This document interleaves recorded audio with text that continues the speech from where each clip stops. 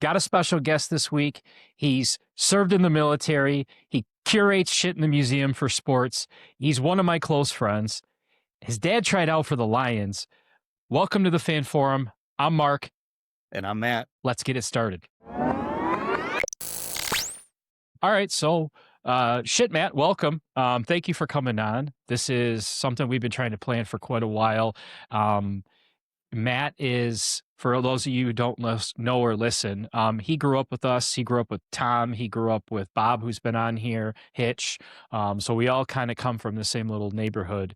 If you would say, out of all my friends, he's probably the least sports enthused friend, but he's super involved behind the scenes. Matt, welcome. Thank you. Also, too, like Tom, Hitch, John's not been on, has he? We've tried. He comes in the chat in the live, and I'm telling you, we're begging John to come on and do some drag queen bingo shit. I forgot what it was. But anyways, yeah, would love to have John on. Well, I was going to say, like, those three guys, like, I go way back, like, especially with Hitch. Well, Hitch and John, for those, that know them, like, what, kindergarten or first grade? So That's I know crazy. those guys from way back. And it's funny to think about it too, because so for those of you who listen, we all graduated at the same high school. We all grew up in the same neighborhood, but some of us started in Catholic school and some of us started in, public school. We all met eventually, but Tom and Matt and Hitch and John, because they were at St. Isaac's for a little bit, and Bob, you guys, I didn't know you guys until high school, really. I mean, well, you were different because your grandma lived across the street from my aunt. Yeah. So I didn't know you as like, oh, it's Matt, my friend. It was just the guy, hey, when I go to my aunt's, there's this kid who's my age who I can hang out with. And then it ended up being you. So, but it's so funny how it all comes full circle. And then, in our group chat, especially, Lavati, he's been on the podcast quite a few times too, Mike. I'm not from St. Isaac's, and it's like everything's a childhood memory. And it's like, you think I didn't even grow up with you guys, but. And you mentioning, like, my grandma, it makes me think, like, I wonder if you ever met or saw Jeff, my cousin Jeff, because, like, he would spend summers with us. Had to. Yeah. I mean, I spent summers there. Boy. When my parents were at work, I was over there. I mean, Yeah. Monday through Friday. So Yeah. a lot. So I have as much memories on that street as I do mine from hanging out, like from the neighbors, the quirky neighbors, the crabby neighbor, the get off my lawn guy. I remember the house we were allowed to go to that we had to turn around in, that we were, riding your bike. I just remember all that because my cousins were younger than me, so I was kind of in charge of them when we were out doing stupid shit. When you when you were over there, did you ever go to Harmon, the playground? All the time. Yeah, all the time. Jeff and I used to, like, wander over there, like, as kids, like, bikes with our little, like, toy rifles. Yep. We would just play, like, military soldier stuff, like, over on the playground. Well, like, 7 to probably 10, 11. Ironically, you're both in the service, right? Yeah. Yeah, see there how it goes. But Harmon was cool because it had pockets where you could go. Like you could hang out over here, and then you could hang out in the middle before they put that kickway or that driveway through, and then also around to the other fields. So it was like a little universe. Ardmore, where I grew up by, it was just wide open. So it was like you were there, and that was it. Yeah. But I have a lot of memories in that street growing up.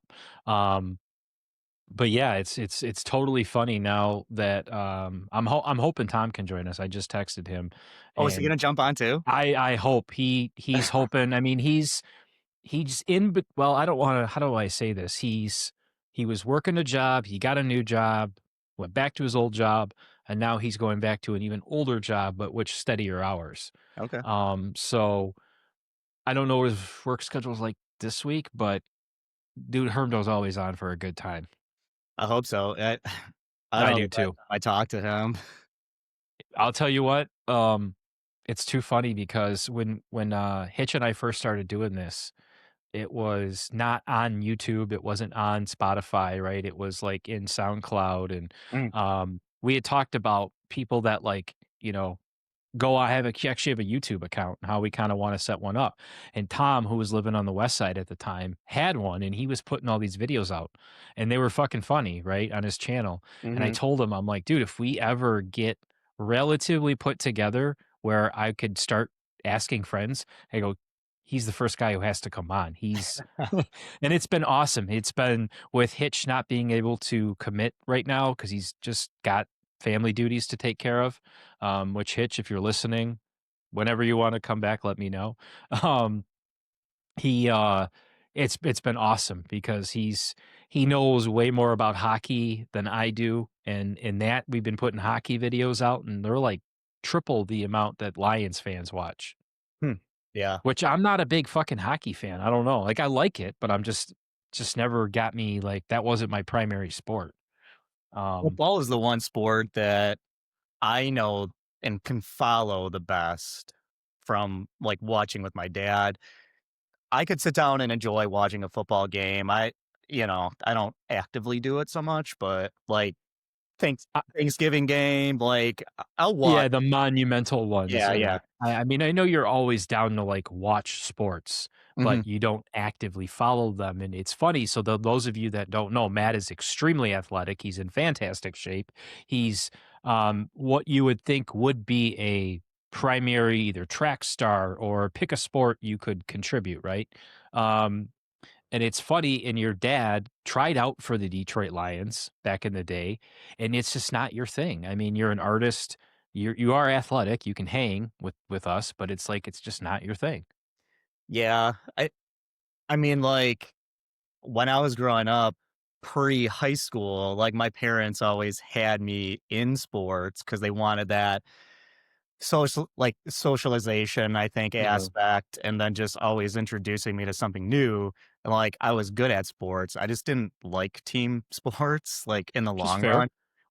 Number 1 is funny because I ended up in the military, which is, like, kind of a big team sport, but, like, I found and kind of speaking to what you were just saying, like, independent or, like, solo stuff, so, like, running, swimming, the individual stuff, like, I excel, I think, more at that.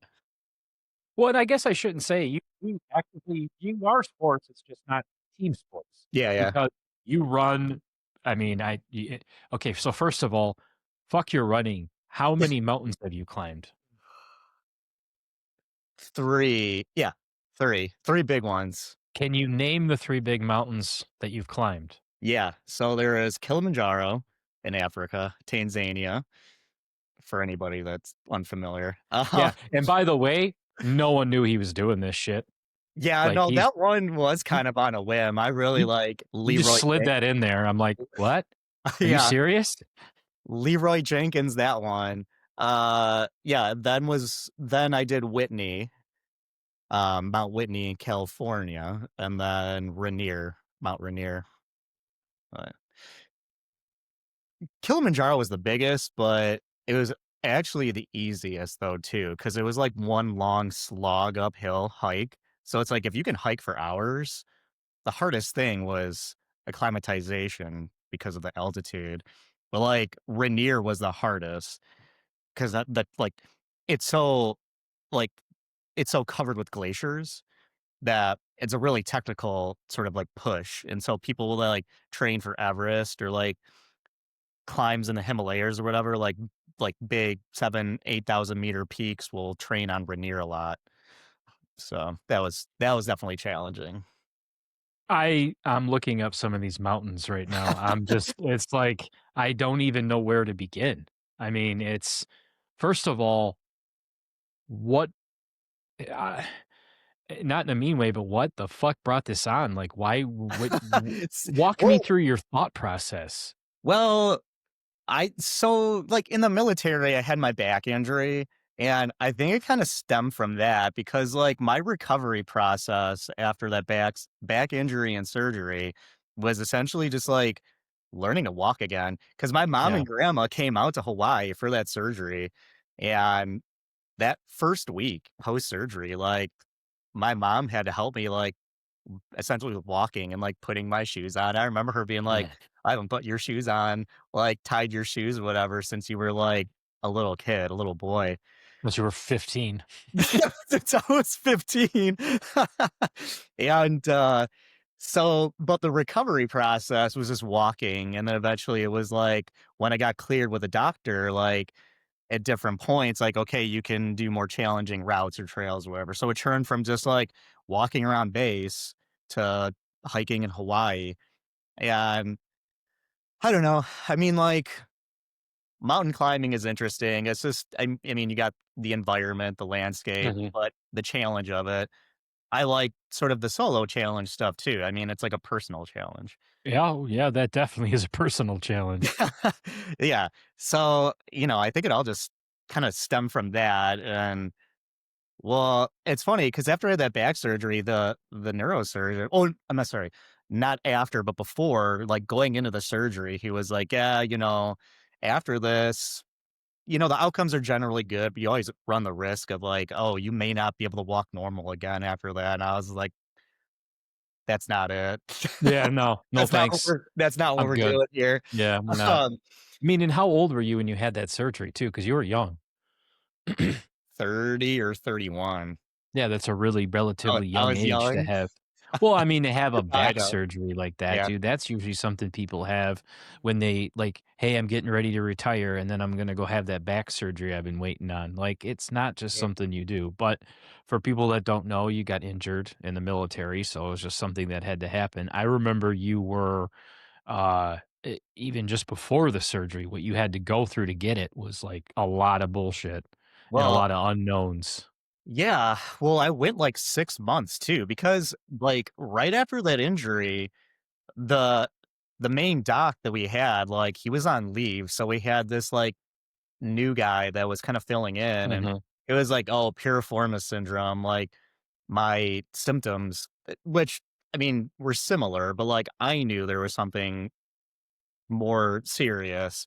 Like, I went through a month of rehab or physical therapy rehab type of training, and then I went back and, the main doc had returned, and he was like, "So you're feeling better?" And I'm like, "No, actually." And I told him, like, what was still going on, and he's like, "Yeah, we need to get you an MRI, like, now."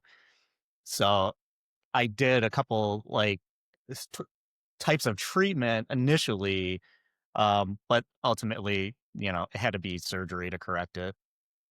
And I mean, it sucks, but I guess the outcome is you were motivated enough and challenged yourself to climb these mountains. And again, guys, anyone who's listening, it's not something Matt like prepped us for. He's just like, oh yeah, by the way, this is what I'm doing right now. It was just one of those Next things week. like where you forget to tell somebody that you went up north for the weekend, or oh yeah, we're in Florida this week. I forgot to tell you guys. He's climbing a fucking mountain, which is awesome.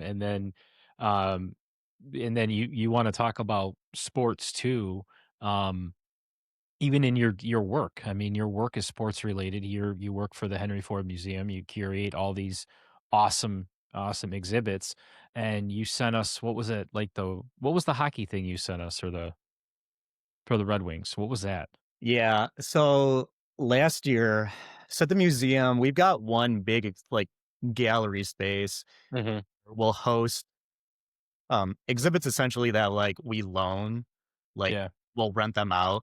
And we'll have them like for 3, 4 months, whatever. So last fall we had one that was sort of the history and science behind hockey. And that exhibit, like the exhibit itself, like the traveling ones, like I don't design. I'll do like supplementary graphics for them. But what was unique about the hockey one is the firm that designed it, they allowed like a footprint of space within it. So Mhm. every city that hosts this exhibit, they can do their own mini exhibit within it that highlights their hometown hockey team. So ours being the Red Wings, I had an opportunity to do that. But what's also unique about that is it was the first time I did like dual roles of like, so I'm an exhibit designer and I focus generally like just on graphics, Mhm. doing design, but like for that one, I like plan the space for that. So I just played more like a greater role in the planning of it all, of that space, but got to work with curators from Illich, and they loaned us all of the Oh, Red Wing. really? Yeah, yeah. So it was So cool how 'cau does that work with all this stuff? Because I'm not gonna lie, if I'm you and I can see that stuff, I'm wearing this shit. I'm putting it on. I don't yeah, like care what they say. I'm wearing a fucking jersey from Mike Vernon or Gordie Howe or whatever I can get my hands on. I'm riding in the JFK limo too, by the way. oh, yeah. Speaking of Vernon, we had his helmet, his goalie mask. Really? We set it up. So there was a case with masks. There was, Vernon, was it Osgood? I think Osgood's Yep. maybe. Um, oh gosh, I'm gonna have to look up the different goalies again. But You probably had Hasek, Osgood, no, Vernon. we had some really hold on, let me see if I can look it up real quick on my Oh yeah, that'd be awesome. but so story about Vernon. Oh shoot, I don't have it. Mm, I liked his mask. well, so I think we set up that mask, that case on like a Tuesday, and the install took a week. So we did the goalie masks or the goalie case like, one day. Illich loaned us like the stands for the masks. Mhm. Um, I come in the next morning and the mask like lifted up, had like dropped down to the plinth surface. And there's a piece of like the chin part of piece of the paint that chipped off because of the impact. Oh, Oh my god, it's not necessarily like my fault. It wasn't anybody's fault. It was like a faulty stand, but like fuck that. Let's blame someone right now. yeah, but it Give was me just one of like your employees and let's blame them right now. Let's call but all of it out on them. it was just funny because like I'm like this is Mike Vernon's mask, like, and now it's just chipped. Well, in defense, it's a fucking hockey mask, right? So Yeah. all he's done is take puck hits, and I'm sure they have guys that doctor it and refigure it up. Oh I yeah. mean, there's an entire part of the organization. Actually, I think that'd be a pretty cool job working with all the equipment that go through and, resticker everything, retape everything. Uh, these guys are, I think, rock stars, right? Especially nowadays.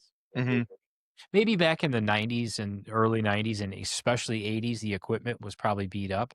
But dude, look at these guys now. I mean, they're 50, $60 million athletes. They're in billion-dollar industries. Um, shit, Jefferson Middle School juiced me for like $60 on a hoodie. What do you think the Lions are charging me or the Red Wings, right? The money's I like shit. I That's would why I'm wearing that shit, by the way. well, like your hoodie, I would never guess that that's I mean, like I didn't notice it until you pointed it out, but like I wouldn't guess that that's Jeffers like a middle school logo. Right? It's Logo. crappy. It's a pretty shitty, no JMS, no Patriot logo on it. You would never know that they're the Patriots. It's just so generic. But yeah, I mean, I'd rather have fan forum stuff if you want my opinion. Yeah. Well, and one other funny story too about that, talking about like the budget that teams have now.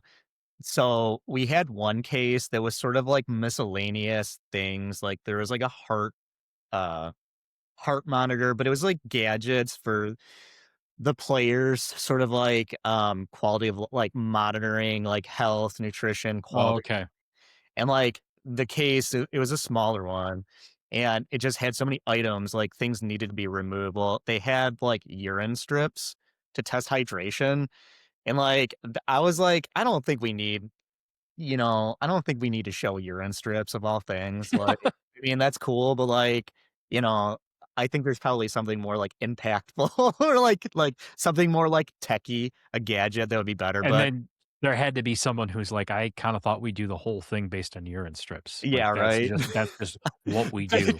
big wall graphic, like interactive urine strips. I will say at your museum, and it's been a while since I've been there, and off the sports topic is the evolution of the cell phone. I like that one. Oh And I yeah. like the evolution of the tech stuff. It's pretty cool to see how it all lays out. And it's pretty mind blowing because I don't remember the last time I was there. It wasn't that long ago, but like to truly walk through and see everything.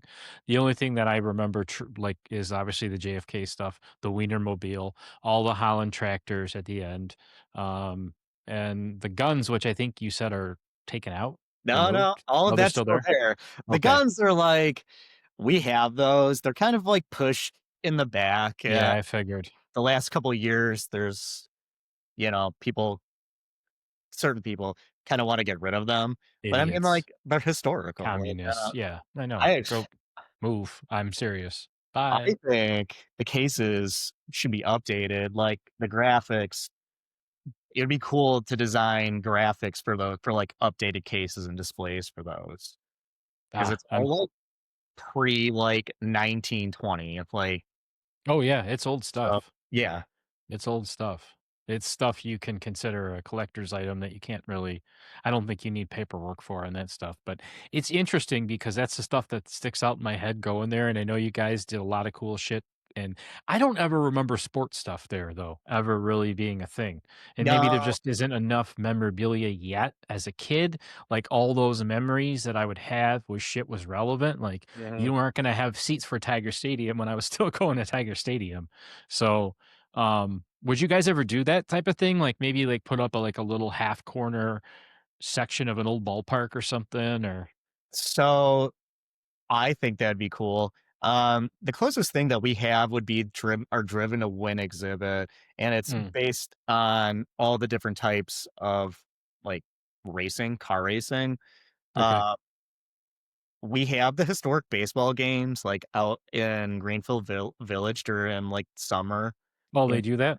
yeah, but like it would be cool to do some like hometown, like even if it was something like the hockey exhibit where you're tying in like history and then like technology. Cause I mean, with sports, technology just changes so much.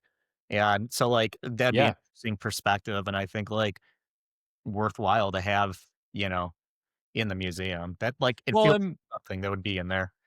I personally think, okay, and this is just me, right? Uh, the way you view sports and the way you watch sports in the stadium has changed, right? Heck, So I don't know what memories you have of what ballparks and what hockey arenas in Detroit, right? So I have memories of the Joe, but more when I was a little older for hockey. I mhm. have a ton of memories at the Palace when I was younger, a shit ton of memories at Tiger Stadium. Yeah, I was gonna say Old Tiger Stadium. Shit, old Tiger Stadium, I've seen so many baseball games, got to go to so many cool games, and I went to one of the last games there too. And then I have no memories of the Pontiac Silverdome other than I got to play on the Silverdome turf with the Lions as a kid. Um, but I think about when you used to go to those games, the first of all, the cost, and when you went in the stadiums, they were just concrete buildings. Mm. You sat in your seat, you watched the game, and you left. Nowadays, in some of the places like Old Tiger Stadium, they said there was what 40,000 seats and 10,000 were good because you were all tucked back and you were watching it on a TV on some of those places. Yeah. Now, Matt, you go to LCA, you go to Ford Field. These are mega malls. These are, Yeah, I mean, the Bass luxury is an understatement. they're like the glass pyramid Bass Pro Shops of, Exactly. stadiums. Yeah, I mean, Oh, and you go in the bathrooms and it went from, like, a big trough to, like I mean, it's they're mega malls, that's what they are. There's a million cool restaurants in all these places. I mean, it's like walking through an airport. There's just kiosks everywhere of everything. And it's just different. It's completely different in my opinion. It used to be so, like, boots on the ground, peanuts raw, like you're in an arena, and now it's like you're at I don't even know what to call it anymore. well, you made a interesting point about, like, the evolution of how we watch these and, like, your experience at the game because, like, that'd be a perfect interactive moment, like, in an exhibit. Because so, like, the hockey one so in the Red Wings display set like, in our section, we had boards from Joe Louis Arena, like, up against See? the wall, and then, like, banners. We had some Yeah. original banners. So, like, you can take pieces or, like scene setting essentially is what we call it, but it could become like an interactive thing, like the evolution. Perfect example in the museum, we have like history of flight, and there's like these cubby spaces where you can go in. They're mock-ups of airplane interiors through the decades. There's like Oh, four really? ones, yeah. Well, like it would be cool to see that like for a Yes. football stadium, As someone for like Jason who's never been in Tiger Stadium and be like, okay, Yeah. sit. this is the seats we used to sit in. This is the view you had, or like however you could get that experience, like you said, right? That feel back and walk through it would be the equivalent of someone who didn't get to fly in the 60s or 70s when planes were comfortable The and one they had good service. the one joke I make about that, like that and that one, it's like a 70s, 60s or 70 area or era, like planetarium. Like the only thing missing is like being able to smoke a cigarette and, on this plane right now, sort Well, of. there has to be an ashtray, I'm assuming, in those Yeah. that to Oh, make yeah. them period correct. Well, as promised, I told you, we talked about Hermdo. If you say him 3 times, he shows up. I mean, he's just here. I mean, Hey, he's here to hang out. So, um, what's yeah, going on? How Welcome. you doing? How you doing, Matt? Good. Long time no see. No kidding, bro. Been years. Yes, it has. Yeah. Yes, it has. Yeah. What are you guys talking can I about? just say you came in like you just came in like the Macho Man, please? Can Oh, I I just this. say know, that? right? Like that was the most badass entrance ever. Thank you. Thank you very much. So what's new? What's happening? Yeah, so we were talking about nudes, live nudes, not live nudes. Okay. No, we were talking about shit, life. We talked about growing up. Matt talked about climbing 3 mountains. Yeah. We talked about what we were actually talking about was so he works for Henry Ford, designing, curating museum, Okay. um, whatever they're called. Exhibits. Exhibits, and we were talking about like how cool it would be to make interactive ones from like Joe Louis, um, Tiger Stadium, where the Yeah. experience used to be different. Right now, it's a mega mall experience. You and I talked about it. It's $900 to get us the ticket. You're not really feeling like you're watching a game. You feel like you're at like a big party, and it's just not. Yeah. It's different. Back in the day, watching a game at some of these old stadiums was just about being there and smelling the dirt, and it was just now it's almost like I get more authentic view Yeah. on fucking TV than going there. It does feel that way, So especially, I mean, lately, like live events just really haven't, live sporting events just really haven't had the certain panache they used to have. I mean, it really felt like it was something no. important happening right in front of your eyes back before. I mean, you go down to Tiger Stadium. I remember going down there when I was a kid. It was amazing. You were sitting on those stands. You felt like Ty Cobb was about to run out of the bullpen or something. But now Mhm. it's very sanitized. It's very corporate friendly. You feel like you're just Ooh. watching a bunch of ads. Everything's extremely expensive. It's kind of just a pain in the ass getting in and out of there. It's just really, maybe it's because I'm older. It doesn't hold the same kind of like fascination for me as it did when I was little. But I mean, now it's just kind of, I haven't been to a sporting event in a while, but it's just the reason why. It's just, I don't know, it's a better experience. I like going to the bar. I go going to the bar watching it at home. I got a nice big screen, or it just, I remember going watching the last few Michigan games. Not this last one I watched at the bar. It was like a funeral, but last few previously Michigan Ohio State. I remember going to, there was a beat ups where I was staying in Grand Rapids, and I would go up there and we would go absolutely insane. The place would be packed, standing room only. It was great. I was hugging people after they won. I was making new friends. I was slapping high fives. I was getting drunk as hell. It was a great time, and you feel like you go down to Michigan And Stadium then nowadays, you Fauci can be gave us sitting in. COVID and ruined it all. Yeah, yeah. There's that. But you just kind of feel like you're going down, you're freezing your balls off in like an outdoor stadium, like in Michigan or something. The seats are uncomfortable. You want to use the bathroom. It's like a 5 mile walk, but I don't know. Maybe Mhm. I'm just too lazy. Maybe that doesn't mean I'm an authentic fan, but I prefer, like, I mean, yeah, I mean, there's something still special about going down to these venues and whatnot. But me personally, just give me a few beers and some hot wings, and just sit me down at the bar. That's all I need. That's all I need. I thought of, well, Mark, we kind of discussed the Lions game, but I totally forgot about this earlier, but was it 2007, I think it was. I was at a Tigers game with my family. We were like 10 rows up from third base, and I got drilled by a foul ball. Oh, that's my dream. Yeah, right here. Yeah, Did you really? yeah. I was Awesome. like black and blue for like the rest of summer going into the start of the new school year. But I Did you got get like the ball?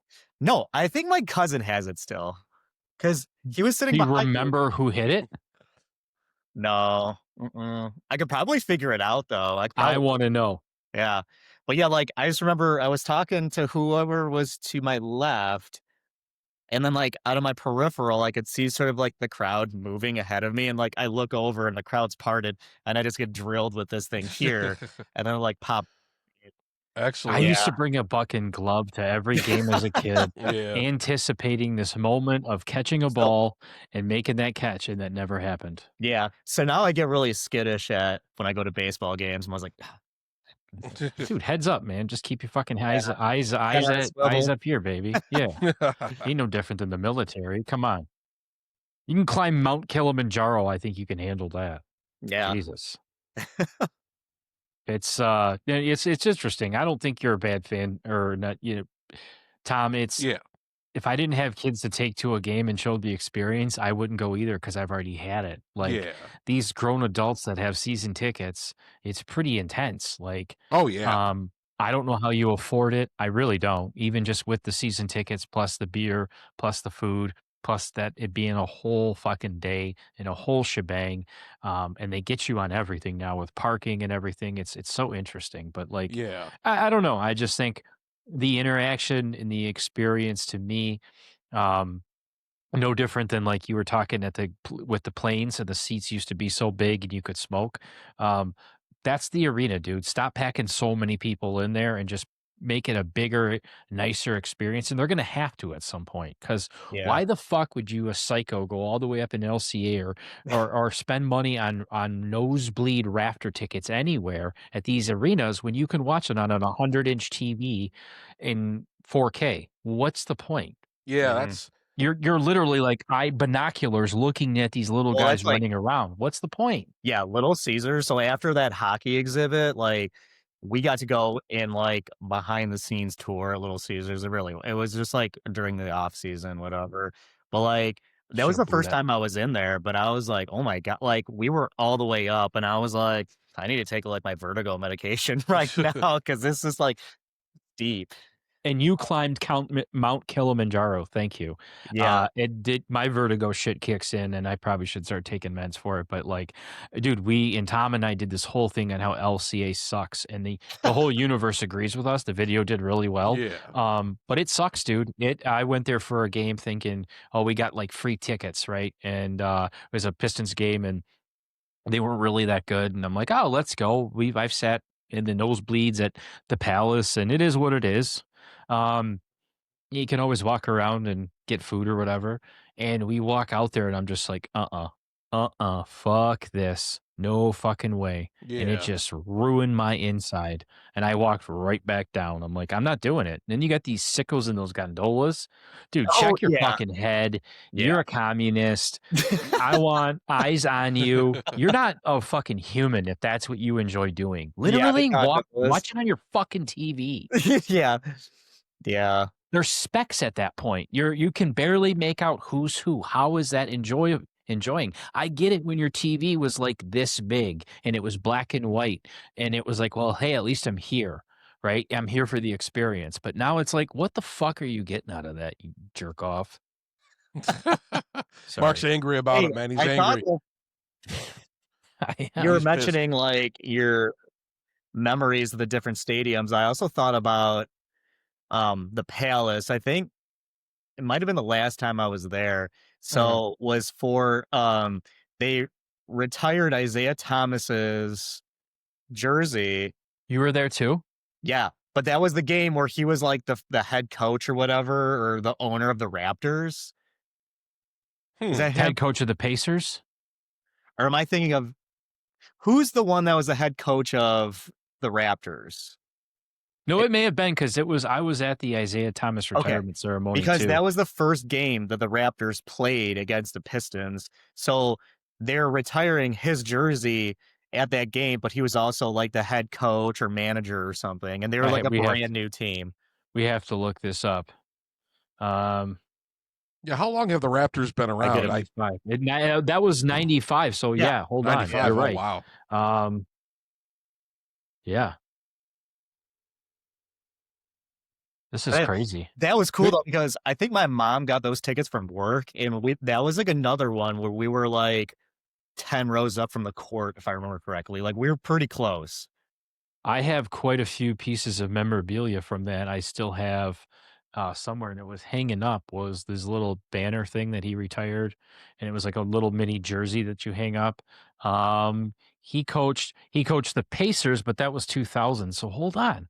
He played until 94, and they retired his shit in 96.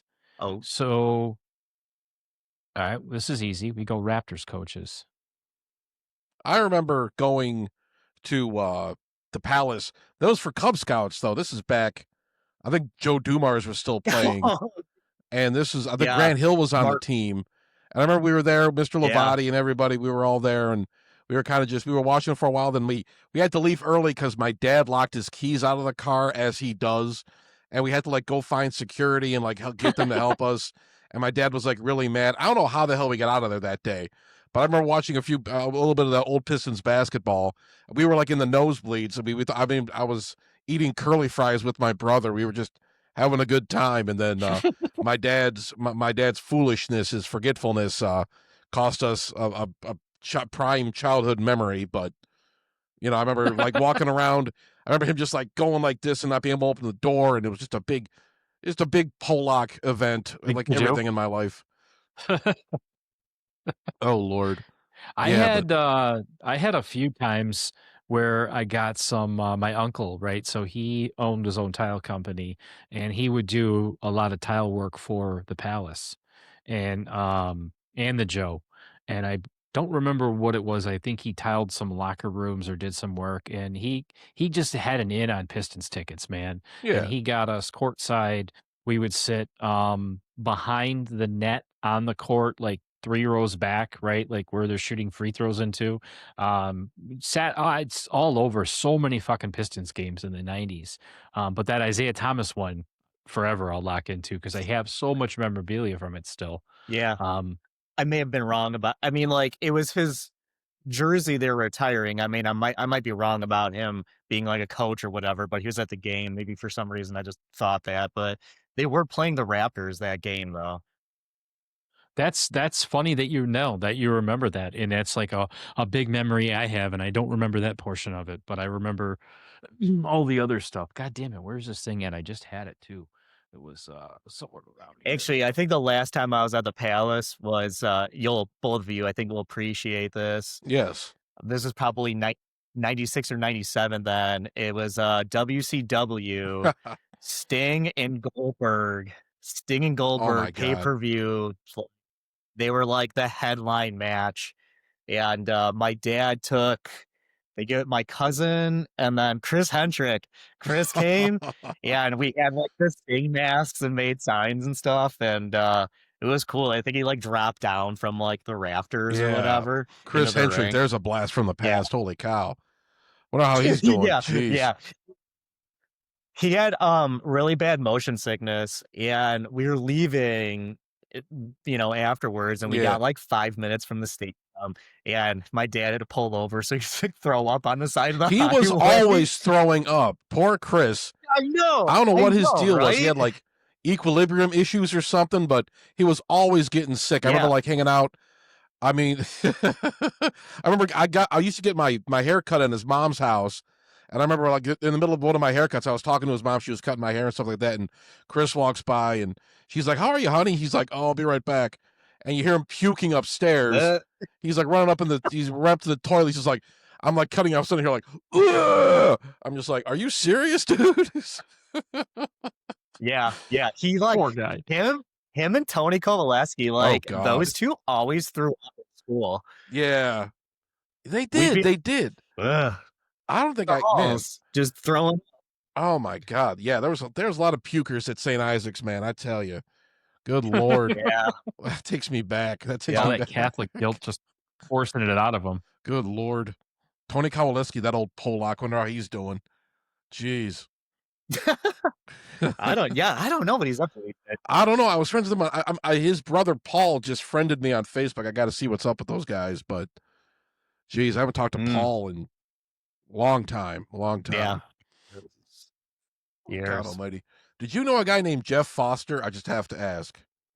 Yeah. Oh, yeah. Jeff Foster. absolutely. Oh, yeah. I remember one time I was walking back home. I was out for a walk. I was walking back home. I heard somebody calling my name. I looked over. It's Lauren Piscopo. And I'm like, oh, hey, Lauren, what's going on? And this is back in like 2007, 2008. And she was at it was Jeff Foster's house. So I went in there. I hung out with Jeff. It was like Paul Kowaleski was there. We hung out for hours. We smoked weed. We had a great time. And then I just never talked to Jeff again after that. I don't know. What an interesting. Yeah, it was weird. It was just like a really fun day. And Lauren was there for a while. Then she left, and there was a couple girls over. It was a really fun day. I should have kept in contact with him. I feel kind of like a dick that I didn't, but what are you gonna do? Life moves on. Only person you're missing is Kyle Pilarski. Oh yeah. Oh, boy. Jeez. I knew I'd get a response. Oh yeah, Kyle. Jeez Louise. I see him on Facebook. I don't know.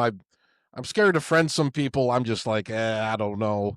Maybe they remember me like a douchebag or something. Maybe they're just like, oh God, yeah, they're bots too. They're bots. You never know. Oh, You yeah. never know. Yeah. Kyle's is a bot now. Yes. Indeed. Yeah, that's a heavy name. See, now all we're missing on here is just Bob. That's the only key missing piece here. I get Bob's ass on here. We can talk some hockey or whatever. Good old Bobby. Isn't he? Is he still playing guitar? Your hockey What's he video, doing? dude.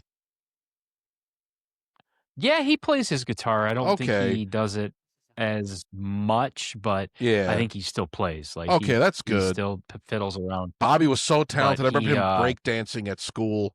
I remember him breakdancing at those dances, just like, go, Bobby, go. I mean, those were the days, man. So Kelly and I were driving back down Jefferson and past whatever Coney Island it is now at 9 and Jefferson. And I was explaining to her like St. Isaac's, like those middle school 7th, 8th grade dances. And then we go there when it was a big boys. Yeah. Oh yeah. I remember going to that big boys, man. I remember going there with Corey Byers, Nikki Walsh, all them. Remember Chris, Adam Bisson, all those guys. Yeah.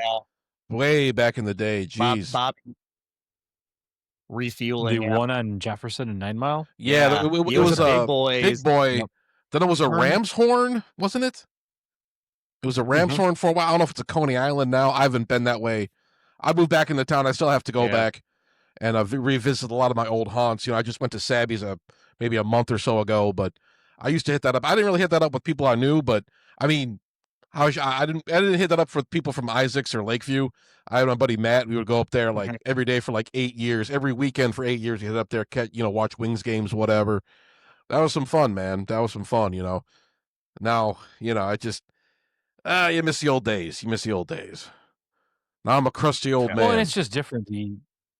Even the bar experience is a little different now. Like, I mean, what's the point of going up there and watching a game? Again, there's a 70-inch TV in your house.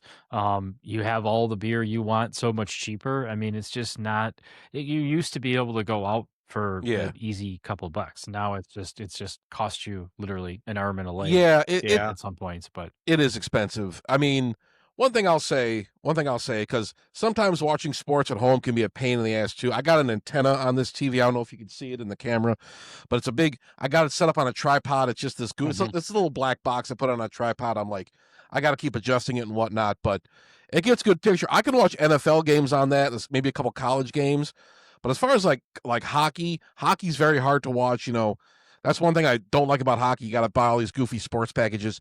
Basketball, baseball too. You get like the Fox Sports Net app sometimes, but those are all varying quality. So it can get expensive with all these different packages and whatnot. Some days, I got a bar a half mile down the street. I just walk up there.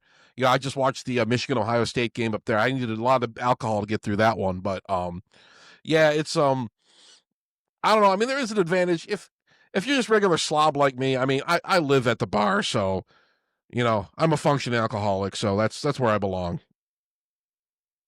At least you're functioning. Just barely. Keep on keeping on. Yes, sir. Yes, sir. Well, I don't know. Has there been any more updates on your boy Quinn Hughes? Because A bunch of that video you speculation. did Elliot was Friedman was saying fucking some nuts, stuff. dude. There's some of the guys in the Winged Wheel podcast was talking about. They were talking about trade packages. Like they were saying, like if they didn't move, some people were speculating like if they didn't move Axel, Sandin, Pelika, we could have like a really really good defensive core. But they're saying maybe Danielson and Casper and a first rounder, and maybe I don't know what else. But they're like packaging some of the young guys. I don't know. I hate to get rid of young talent. I don't know if Steve Eicher makes this deal. I saw an interview with Quinn Hughes.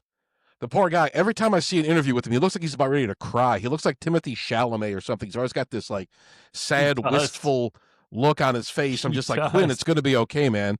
But yeah, I mean, I heard some various rumors, trade packages and stuff like that. Now the Penguins are apparently in on the market. It's the two big suitors are the Wings and the Devils, and that's because I think Jack Hughes is on the Devils. If I'm not mistaken, so it'd be kind of like a brotherly reunion.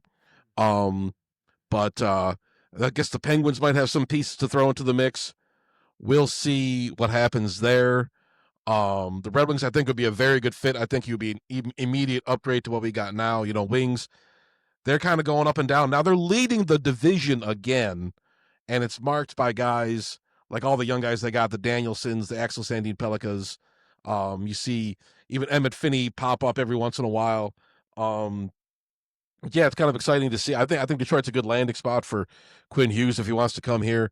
But Quinn Hughes did mention briefly some of the talent on the Red Wings and how they'd be kind of interesting. I mean, if you could play with those guys, Quinn's not too old himself. He was drafted in 2018, famously right after Philip Zadina, who we took at 6 that year, and wound up being one of the biggest busts in Red Wings history. But I think Quinn Hughes would be a good fit. I don't know. I think that he's probably, if I had to speculate, he's probably going to go to the Devils. If I have to make, I'm going to say like 60-40 Devils Red Wings. I don't know. I don't know if a lot of Devils fans took heed to your video and talked a lot of shit and said he was coming to Newark. And I said the only thing that's going to Newark is just more farts, because that's the only thing. And I said I don't know if they took heed to my comment, but it was true. There's a lot of farts in Newark. Yes, New Jersey is just one big fart cloud. It is.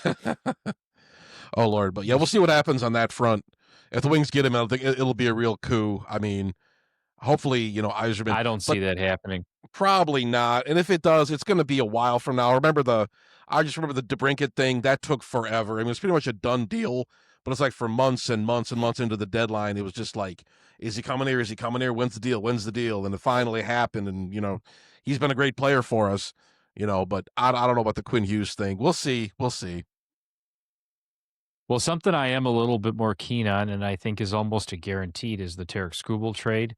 So that seems to be taking up a lot more heat, a lot more traction. One of the guys at work said, "Hey, there's apparently like a Godfather style offer out there right now from the Dodgers," which I'm taking it. Prospects, the Dodgers load me up, baby, with their farm system, which we know. Oh my God. Now, the Tigers farm system is no slouch, but the Dodgers, wow. And you mirror that with the youth movement we're trying to push, right? Yeah. I'm all for it, dude. Get rid of Tarek Skubal. You'll never get him for any higher. This is as high as you're going to go with him. Back-to-back Cy Youngs. You're not going to get a third Cy Young. He's going to be perfect in a rotation where he's cushioned, but you're not going to see him what he did the last 2 years here again. It's just not going to happen. No, it's. I hate to say it, but just like I always feel like this, always like angry whenever I remember back in during the Granderson trade, I was just like, oh, I can't believe they did that, And there's a lot of other guys we've lost over the years. You're just like, oh man, I can't believe it. But with Tarek Skubal, I think it's just time. We got to move on. We got to strike while the iron's hot. I think he wants to be a Tiger. That's the thing that sucks about all this. But it's just I don't think. No, he doesn't. You don't think so? He wants to get paid. No, here's what he wants to do. He wants to get the most amount of money for his market value that he can stretch to have a nice, long, healthy career to feed his family. That's all any of these guys want, and I All don't right. blame them, right? Like when they say, "I want to be a Tiger." Oh yeah, really? 300 million more dollars and a promise to win World Series and go live in Los Angeles, and he's gonna go, yeah, I'm good, I'm out. Like Yeah. it's just it's the same thing that Ndamukong Suh said, right? Yeah. When he was in free agency with the Lions. He said, "I want to stay here. I want to be a Lion. I don't want to leave." But guess what? He wanted to get paid. So Yeah. when Miami gave him an offer, he called his agent and he said, "Just give Detroit an opportunity to match it. Even with the taxes, I know I'll take less, but just give me my market value." And Detroit said, "Nope, we're not giving you your fair market value." That's all these guys want, Yeah. right? At the end of the day, he's not born here. He fucking pitched out on the West Coast. I'm sorry, Detroit, dude. Yeah, it's not really a huge baseball town, in my opinion. Go play anywhere else. You're going to get that much exciting from a blue collar town that was winning some games. Okay. Nothing special. That's understandable. I mean, with considering, I'm not really worried. The Tigers, one of those teams. I'd rather see. What's the rotation look like without Tarek Skubal? We're going to be leaning more on Reese Olson and Jackson Jobe. Casey Mize is probably going to get a lot more looks. I think what's his name? Jack Flaherty. He's sticking around. He took the option, didn't he? And Of course, because no one's paying him that I much. know. No one's paying him 20 mil, but we'll see. We'll see what the rotation looks like without him. I mean, like, I don't know who in the I have not looked at the Dodgers minor league recently. I don't know who they really got up. I'm sure they could get some top guys from the Dodgers in exchange for Skubal. I think I mean, really, I mean, the Tigers, if you want to say, I know how this last season ended, but I got to believe their championship window is opening back up. And if we could have a team, everybody on this team is so damn young. Everybody's under 25. It's insane. And there's a lot of talent on this team, and it just bolster the talent. I mean, it's just kind of like a situation, I mean, like Kansas City was in for years, kind of like the Athletics were in for years, where they would get guys like, Johnny Damon would come along and then they couldn't afford to keep him, or Zach Greinke would come along, they couldn't afford to keep him. Tigers, I keep, banging that drum, but they're still, it's not a big market. Detroit, I love the Tigers, classic franchise. That's the thing, but they don't have the cachet of those West Coast teams. In the early 2000s, yeah, they had Illich, and the owner and the players knew he wanted to win really bad, and he was ready to play. So, yeah, all those guys were like, yeah, fuck yeah, I'll go to Detroit. Yeah. Because Mr. Illich is going to pay me a ton of money, and I know he wants to win. But that's not it. That's now, not we're not the Red Sox. We're not the Yankees. Mm-hmm. We're not the Mets. We're not the Dodgers. That's not Chris. Yeah. Chris is trying to build a baseball team, whatever. So, yeah, I say you trade him out, you maximize his fucking value, and just understand that you're going to be lucky if you make the playoffs again. And you're not a really good fucking amazing World Series contending baseball team. You're just not. I'm sorry. Oh, but, well, you're not necessarily wrong. I mean, looking where the Tigers were last year and looking how the season ended and just kind of looking at their second half play, for all the positives in the Tigers team, this is just, they're just not ready to put on their big boy pants. And that's been the case for the last 8 years since Mr. Illich passed away. And it's just, if you want to get to a World Series, you need a top 5 payroll. I mean, both teams in the World Series. I mean, try to name me a team in the last 30 years that didn't have a top 5 payroll that got to the World Series. I don't, maybe the 97 Marlins, but that's 30 years ago. But the Tigers just don't have that. That's just not their MO. Long time ago. Yeah, that's just not the Tigers' MO now. I mean, we could see some more really talented guys, go. It's a shame, but could the Tigers kind of build something with they got the 18th highest payroll in the league right now, so they're almost at the bottom 10 as far as payroll goes, and they're still able to field a competitive team. But as far as getting to the World Series, I don't know, but. I don't know. I'm trying to be positive here, Mark. Why you gotta tear me down, man? What's the matter with you? Well, because I'm just being fucking realistic, man. And it's like I'm real big in this baseball thing of like someone hit for average, please, because Yeah. I still don't get it. I don't give a fuck what your sabermetrics say. I don't care. Look at the team in the World Series. Look at the teams that win. Someone on their fucking roster hits for average. That's just got to happen. I don't know why we keep overlooking this shit. Yeah. Like a starting pitcher pitches once every how many games.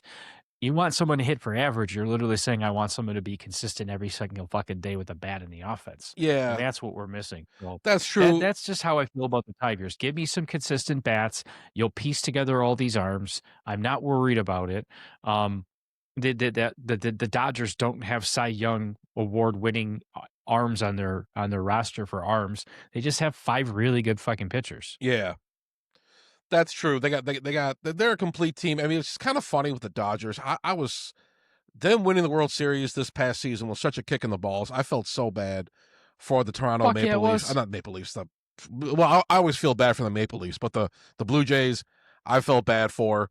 You know, as well. The Dodgers played like shit in that World Series too, and the Blue Jays just got I mean, they just ran out of luck. That's just the thing. But you know, the Tigers lost They did. in heartbreaking fashion to the Mariners. The Mariners lost in heartbreaking fashion to the Blue Jays. Blue Jays lost in heartbreaking fashion to the Dodgers. We hate seeing the rich get richer. I know, but if any, you know, it's just one of those. It's one of those things. You know, I mean, the little teams are going to lose out to the big ones. Yep. What are you going to do? The same thing. It's just the Epstein same thing killed over and over himself, again. you That's know. probably why baseball. I mean, we've talked about this, but baseball's probably gonna get locked out. If not next season, then the season after, probably 27, because of all these goofy contracts and all this shit. You know, all these. Baseball 100% will get locked out, and I Yes. think it'll be really interesting for a nice humbling experience because it's just like the mortgage crisis. The bubble has to pop. It right? has to pop. So, You can't have these $400 million teams out there. no, and for people who aren't even like a big fan of like organized, super organized sports, it's like here you go, Matt. Right, outside perspective, he's a organized sports. He's not focused. He says, I like football, but what the fuck about baseball is going to drive somebody to a sport who's not big into organized? Like, what is doing it, right? Wrestling brings everybody in. Yeah. Everyone loves seeing someone get punched in the fucking head. But baseball nowadays, the way that they stopped hitting for average and it's just home runs or nothing, that's got to be really fucking boring to watch. Well, if you're not like a detailed sports fan. yeah, I know. Like for me, like I'm never gonna watch baseball on TV. I mean, I only go to the games, like, you know, if I'm going with like a group or whatever. But I think like for me, it's the pacing of the game. It's just sort of like Uh-huh. I get it. Like I would assume there's a sense of strategy to it. That's how I perceive it. But like I don't know. It's not. I don't know. Football. Like football is nice because you kind of get play. You know, rest, play, like that kind of cadence. But yeah, baseball. It just I I go to the games and I'm like, cool, hit the ball. Yeah. It's and that's where we talk about that in live experience. You know, you try to get somebody to go and they're like, I don't really care. I'm not whatever. It's like, don't you want to see these 700 million trillion dollar athletes fight each other and battle? And they're like, I don't really give a fuck. I'm good on it, right? And it's like, I think the only one you could say the different would be hockey because it's so fast paced and it's so physical that if you go there and you can't get into that, something's fucking wrong with you, dude. Because at least the hockey games you're breathing in the cold ice. It's a different probably atmosphere. the last sport I say that has holds on to its authenticity. It's the only Canadian thing I like. Everything else from that country sucks. No, I'm just being silly, but well, yeah. It's true. They all should just be Americans. Now, I love Canadians in general. They're great people. But from the strategy of a country, what the fuck, dude? You just want to be us, bro. I know, bro. No Stanley Cups for Canada for 32 years. That's pretty sad. That's pretty sad. And you're hockey, right? Like you own the sport of hockey and you haven't won a Stanley Cup in how many years? Yeah, 1993 was the Montreal Canadiens. They beat the LA Kings. That was last year they did. I forgot who was Patrick Waugh was the goalie for that was Wayne Gretzky team. They beat when Wayne Gretzky was on the LA Kings, but no one cares about all that stuff. But I could go on about hockey forever. Dude, actually Really interesting because I've been kind of going down a rabbit hole of the story of how Patrick Waugh came to help out the Avalanche and Mhm. came to that whole part of like he has this game against the fucking Red Wings Yep. for his previous team. He's getting lit up. He hates his coach. He hates the owner. The whole thing was basically a setup to embarrass him, and they Yeah. wouldn't pull him, right? Hermdo knows the story. He walks up to the owner and he's basically like, "That's the last game I'm ever playing for fucking you, Yeah. motherfucker. Trade me." Yeah. Red Wings And chased him that's out of back in the day. Montreal. You didn't do that. Yep. That crazy? That is insane. That is insane. And they that was wild. I think the same year, I think in 2002 we scored like 7 goals on them in like the Western Conference Finals in 2002. That was those were some good How days, man. Those were some good Red bittersweet. Wings days. But yeah, I mean, it's kind of like the whole Patrick Waugh thing. That was like kind of setting the foundation for like the Wings Avs rivalry, and you know the hit Chris Draper took from Claude Lemieux in '96, and Bloody Oh Wednesday, man, March yeah. 26, 1997. You know, and just it was legendary from then. You know that's when that was probably the greatest modern hockey rivalry ever. You know, I mean, but It was all must see it TV, was dude. It definitely was must see like TV. I mean, '90s hockey, everything was better in the '90s, but um, I don't know. It's just a different era, you know. I mean, we're kind of reminiscing about all this stuff. We're talking about our childhood memories and whatnot, but yeah, it was just different. I remember watching the championships at my uncle's house, you know, when my mom, my parents were there, everyone was there. My mom thought all the Red Wings were cute. I'm just like, shut up, mom. But I just thought that was funny. You know, we just yeah, it's just the game just grows and evolves, it moves on. But you know, I mean, as far as like we talk about baseball and how kind of boring it is. But for a guy like me, I'm an old fashioned guy. I'm a meat and potatoes guy. I'm a blue collar douchebag. I just like watching. I sit and watching the games. It's the green calming shirt to you're me. wearing. I mean, unless the Tigers are like blowing a big lead or something, and I'm just like, what the fuck? But you know, it's you know, you just it's nice to me, but you know, people need more stimulation, and these young people, you know, I mean, trying to get somebody under the age of 25 to go to a baseball game, and they're going to be on their phone the whole goddamn time. You know, that's the thing. I mean, Yeah. me, I just like Big watching it. I like the calm pacing of it. It makes me, you know, I'm a high strung guy, and just like I like things that just. I like going to the bar, even staying at home watching the game on TV, cracking open a cold one, just watching, you know, watching Spencer Torkelson strike out or Riley Green strike out. But you know, it's just fun to me in that way. But I just attention spans vary generation to generation. You know, I mean, it all depends what you know what gets popular now. But you know, I think football is one of those things that's just it's so intense, it's so crazy. You know, some of it does feel scripted. I mean, we talked about you know scripting and conspiracies and whatnot in the sports where we talked about that, Mark, a little while You had ago. to But go there. you know, we talk about some, but just some sports got it, some sports don't. You know, some sports are. I mean, whenever I watch, I swear I have to take like blood pressure medication when I watch the damn Lions.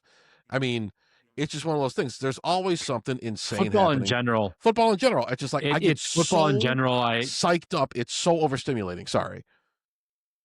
It's like that because it is scripted and you know it, and you're fighting the urge to just know there's something uncontrollable about this moment. And I'll still say this hockey is probably the least scripted, the least influenced, and the most traditional. Yeah. I think baseball is not something you can fully script. I think you can encourage certain things or you can move certain levers, but I don't really think the biggest is going to be, and ironically, it's where everybody bets on is basketball, fucking football. 100% can you script all those Oh games? yeah. I mean, how And many? we have so many examples of it all happening. And again, an outsider, Matt, like you do know these fucking sports are scripted. You're laughing at us Well, while we yeah, watch. because I mean, like some of it, I'm like, yeah. When Vegas owns everything and controls a Yeah. money Well, line, look, they just and arrested. they're Oh, but they just arrested Chauncey who? Billups for that big gambling sting. Oh, Remember that? All that stuff that's already forgotten. that's been going on. Yeah, I mean it's already kind of old news and stuff like that. They had the Malik Beasley got caught up in that too. Now he's probably going to go play in France or something like that. But there's so much stuff going. I mean, you know, basketball is a fun sport. I'm not huge into basketball. You know, I root for the Pistons and whatnot. I catch a game every once in a while, but some people live or breathe, you know, live and die by it. Me, not so much. But you know, there's a lot of aspects of basketball just like, oh, come on, man, what are you doing here? You know, people are shaving points, they're fucking around the bookies, all this shit. Just like, man, I don't know. I don't know. It kind of cheapens the Well, and game for me. we Yeah. talked about, you know, like the cheapening of LeBron James and how he's just kind of tainted his legacy right now, where it's like I read an article where his agent is saying, you know, he really doesn't see the Lakers as a championship contending Oh, for team, and God's he sake. wants to play in the latter end of his career with a contender. I'm thinking to myself, dude, he ain't barely playing right now. Yeah. And who the fuck wants him? How about this? Let's just interject the LeBron James rule. Let's call it this. You wait till the very last moment of the trade deadline. You find out what team is the best, almost guaranteed to win it. Then you trade him there and you just plug him in so he constantly wins. Like, is that what you're looking for? Like, the guy's a year older than us. Yeah. Do you really think we're going, whatever team he might make a difference? Dude, he's washed up. He's done. Yeah. He's a circus. He's a fucking circus tool. Yeah, it's That's all just he is a billboard. it's just seeing these guys, you know, I mean, LeBron, he did get a ring in LA. He did have that nice little story. He gets to play with his son, have some fun. But LeBron, just retire, man. It's the same thing. They're not even playing together. I know they're not. I know, but it was a nice storyline Ronnie's for a in the little bit. G League and LeBron's hurt. I know. LeBron, I mean, please, he's 80 years old. What are you going to do? But it's the whole thing with all these like athletes tainting their legacy. Like the Aaron Rodgers thing, the freaking New York Jets was a disaster. The Steelers thing isn't working out. God. You know, it's just like retire, man. I'm sorry you only got one ring, but hang it up. And it was like Tom Brady, you know, I mean, sacrificing his marriage just so he could chase ring number 8. It's like, come on, you fucking weirdo. What are you doing here? It's just, Dude, he's a just weirdo. call it quits already. And you know, it's just like some of these guys. I mean, Bono and Tom Brady are pretty much the same person now, in my opinion. Yeah. And I hate Bono. oh, Bono, I hate Bono. Me too. Bono, I hate you too. The Uh, band you too is awful. well, I hate you too. I thought you meant you hate me as well. But, okay. No, What did I hate do? the Irish pop band. How'd that get brought where their up? guitar player's name is Edge. It's me, dude. It's you. Welcome to me. Okay. I shouldn't ask that question anymore. I should know the answer by now. But yeah, it's just I don't know. I'm tired of all these old 40-year-old athletes. Now, Philip Rivers just got signed to the Colts practice squad. 44-year-old Philip 44 Rivers. years old. Hasn't played since the Dude, pandemic. hey, Tom. Oh, my Lord. I'm glad we didn't talk about this yet, but did you know Matt's dad tried out for the Lions back in the day? No shit. Really? Yeah. Yeah. Can you tell us that story now? Because we beat around it, but what's the full story? I don't know the whole story. I'll have to ask my uncle. My uncle or my mom would know the best. Maybe I could text her right now, actually. So obviously your dad grew up playing high school football. You know, just no. Let me tell you a story. There we go. No, so he and my uncle loved football, but so they were tiny in high school. I'll have to show you his varsity letter jacket for gymnastics. So I don't know if you knew that he was in. No. They were too small to play football for Notre Dame, so they weren't allowed to play. So them two, yeah, were too small. Yeah, my dad was like probably. I mean, I'm like 5'8", so I think he was like 5'6" or 5'7" until he graduated high school, which is like he and my uncle hit their growth spurt like really late. Yeah, they did. They were big dudes. Yeah, they're big dudes. Yeah.